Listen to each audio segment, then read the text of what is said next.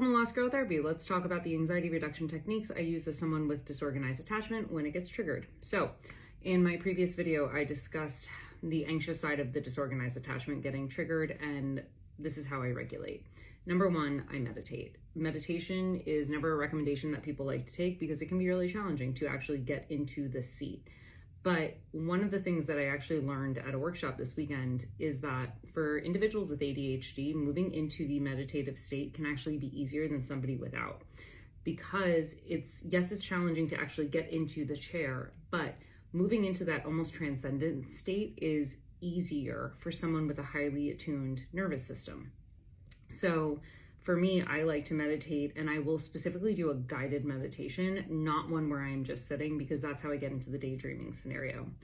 Number two, I take a walk and I call a friend. I do not just take a walk. The reason being is that my mind loves a daydream. I don't want to spend this walk, especially if I'm feeling anxious and triggered. I don't want to spend this time walking down the block wondering what this person's doing, what they're up to, where they're going, and playing out all of the possible scenarios of like what could potentially happen. So I will call a friend and I will use it as a distraction. Number three, any form of exercise. If I'm in a space where I can do yoga, or if Pilates was still in play, I would do that. Cardio is definitely a great one.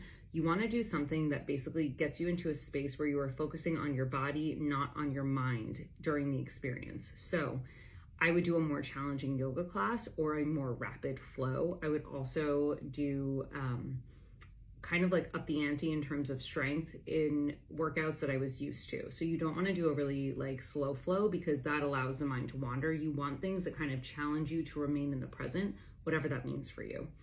The fourth thing that I do is I embroider. So really anything to do with your hands, anything that forces your mind to not move out of your own consciousness and towards somebody else and stay on the present moment is incredibly helpful. So if you knit, if you crochet, if you're crafty, I just happen to embroider, those practices are really good. And the main thing that I like to remind myself is that the actual window of anxiety is pretty short.